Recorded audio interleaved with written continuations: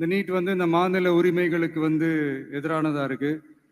Sir வணக்கம் sir. வணக்கங்க sir, இன்னைக்கு தமிழக வெற்றி கழகத்தின் தலைவரும் நடிகருமான விஜய் மாணவர்கள் மத்தியில பேசும்போது நீட் தேர்வை எதிர்த்து பேசியிருக்காரு. கல்வியை பொதுப்பட்டியலில் இருந்து மாநில பட்டியலுக்கு கொண்டு வரணும்னு சொல்லியிருக்காரு. இது குறித்து உங்களுடைய பார்வை என்ன சார்? அதாவது நீட்டை பத்தி மக்களுக்கு ஒரு புரிதல் வேணும். 2013 காங்கிரஸ் திமுக அரசாங்கத்தில் இருக்கும் பொழுது அவங்க கொண்டு வந்ததுதான் நீட்.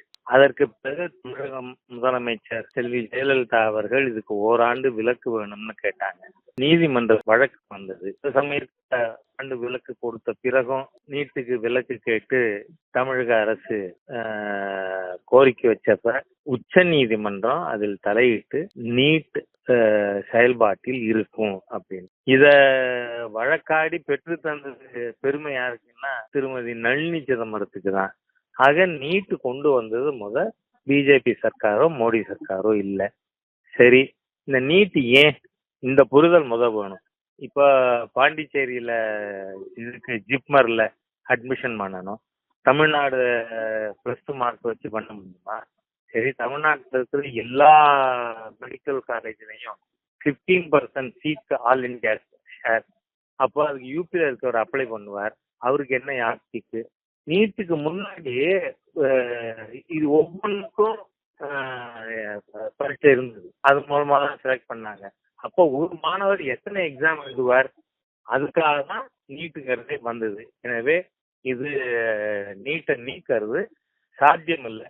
அப்படி ஒரு நாள் நீட்டு நீக்கணும்னு யார் நினைச்சாலும் அவங்களுக்கு இருக்கிற ஒரே வழி, நீங்க ரிவ்யூ பெட்டிஷன் சுப்ரீம் கோர்ட்டுக்கு போங்க. சும்மா அசம்பிளியில தீர்மானம் போடுறதெல்லாம் ஒன்றும் வேலைக்காகாது.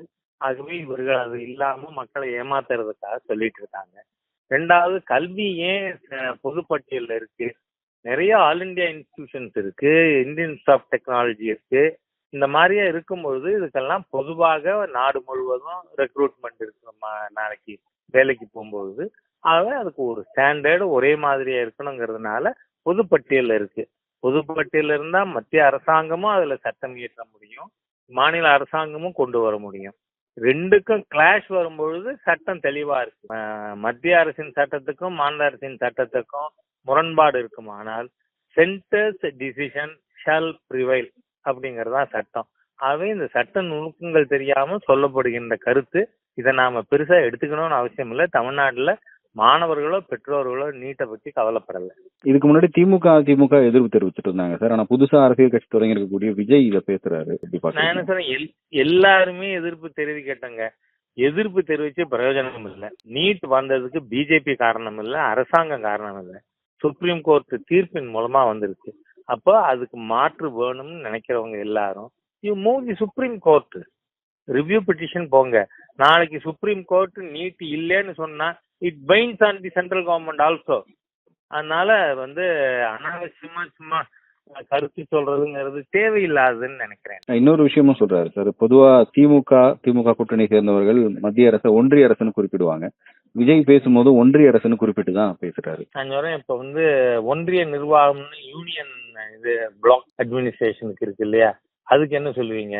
சாக்கோட்டை ஒன்றியம், கல்லல் ஒன்றியம், சிவகங்கை ஒன்றியம் அப்படின்னு இருக்குல்ல, அதுக்கு என்ன சொல்லுவீங்க? கருணாநிதி அவர்களே அவர் ஜீவித்திருந்த காலம் முழுவதும் ஒரு நாள் கூட மத்திய அரசாங்கங்கிறத மாத்தி அவர் சொன்னதே இல்லை. மத்திய அரசு மைய அரசு அப்படிதான் சொல்றாங்க. இவங்க ஏதோ ஒரு புது ஃபேஷன் இப்போ ஒரு 10 வருஷமா இவங்க இந்த மாதிரியா பேசிக்கிட்டு இருக்காங்க. Let them tell anything. அதனால மாற போறது இல்ல. விஜய்க்கு நீங்க என்ன சொல்ல விரும்புறீங்க சார்? ஒரு புதிய அரசியல் கட்சி தொடங்கி முதல் முறையா ஒரு அரசியல் பேச்ச பேசியிருக்காரு. அரசியல் பேச்சு இது நீட்டு பொறுத்த வரையும் அர்த்தமற்ற பேச்சு. Okay sir, thank you sir.